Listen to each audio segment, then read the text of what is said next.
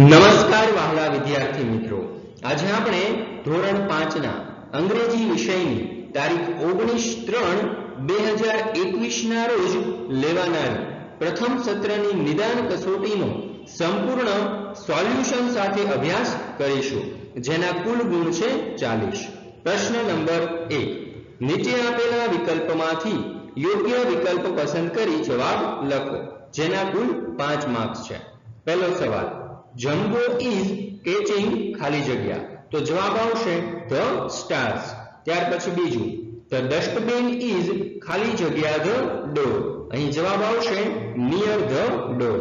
ત્યાર પછી ત્રીજું, Rahim is studying in standard ખાલી જગ્યા, તો જવાબ આવશે 5. ત્યારબાદ ચોથો સવાલ જોઈએ, હુ ઇઝ ચુન્ની, તો અહીં જવાબ આવશે કેટ. ત્યાર પછી પાંચમું, who made chicken licken, તો અહીં આપણો જવાબ આવશે એની પેની. હવે જોઈએ પ્રશ્ન નંબર 2, જેમાં ખાલી જગ્યા પૂરવાની છે, જેના પણ 5 માર્ક્સ છે. પહેલું, બક્ષીપુર ફેર ઇઝ અ ખાલી જગ્યા ફેર, તો જવાબ આવશે લવલી ફેર. બીજું, ધીસ ઇઝ ખાલી જગ્યા ક્લાસરૂમ, તો જવાબ આવશે હિતુઝ ક્લાસરૂમ. ત્રીજું, ધ બોક્સ ખાલી જગ્યા એમ્પ્ટી, તો જવાબ આવશે ઇઝ. ચોથું, Lily is a new pupil. પાંચમું, મુન્ની એન્ડ ચુન્ની આર ખાલી જગ્યા, તો જવાબ આવશે ફ્રેન્ડ્સ.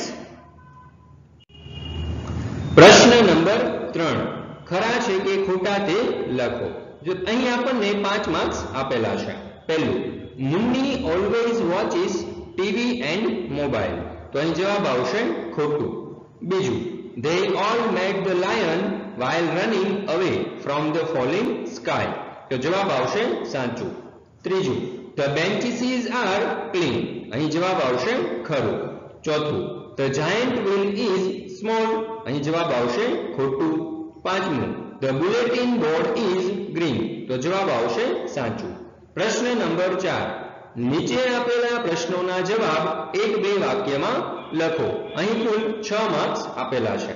તો જોઈએ પહેલો સવાલ, is there a juggler in the fair, તો જવાબ આવશે yes, there is a juggler in the fair. બીજું, what is the squirrel doing, જવાબ આવશે the squirrel is sleeping.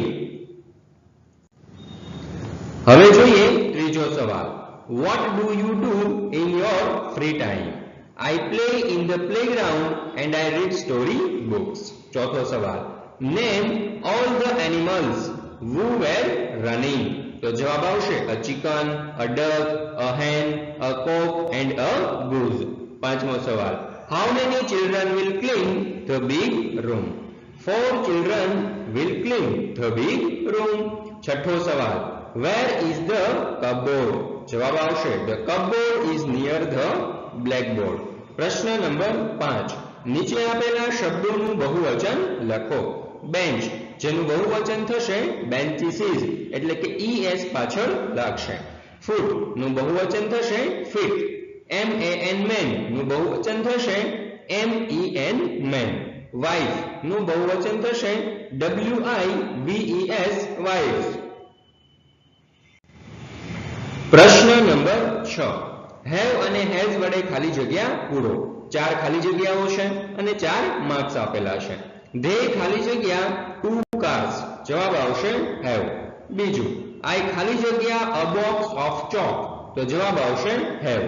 ત્રીજું, હી ખાલી જગ્યા અ ન્યૂ બોલ, તો અહીં જવાબ આવશે હેઝ. ચોથું, ધ જીરાફ ખાલી જગ્યા અ લોંગ નેક, તો અહીં જવાબ આવશે હેઝ. હવે આપણે જોઈએ પ્રશ્ન નંબર 7, વિરુદ્ધાર્થી શબ્દો લખો. THIM થીમ નું વિરુદ્ધાર્થી થશે FAT ફેટ. ત્યાર પછી જોઈએ બીજું, HEAVY હેવી નું વિરુદ્ધાર્થી થશે LIGHT લાઇટ. ત્યાર પછી ત્રીજું છે હાર્ડ, જેનું વિરુદ્ધાર્થી થશે EASY ઇઝી. પ્રશ્ન નંબર 7, શબ્દો યોગ્ય ક્રમમાં ગોઠવી સાચું વાક્ય બનાવો, જેના કુલ 3 માર્ક્સ છે. પહેલું, લેમ્બ ઇઝ અ લીલી, તો જવાબ આવશે લીલી ઇઝ અ લેમ્બ. ત્યાર પછી બીજું વાક્ય, the first on his Hitu bench. તો જવાબ આવશે Hitu is on the first bench. ત્રીજું, village is a small Bakshipur. તો જવાબ આવશે Bakshipur is a small village. પ્રશ્ન નંબર 8. નીચે આપેલા વિષય પર નિબંધ લખો. અહીં આપણને a zoo વિશે નિબંધ લખવાનું કહ્યું છે. તો જુઓ, many animals and birds are kept in a zoo. They are kept in different cages. There are many animals like lions, tigers, camels and deer. There are monkey and rabbit too. There are elephant in huge enclosures. There are many birds like peacock, sparrow, parrots and doves. We can see many wild animals and birds in a zoo. Children like to visit a zoo. Thanks for watching.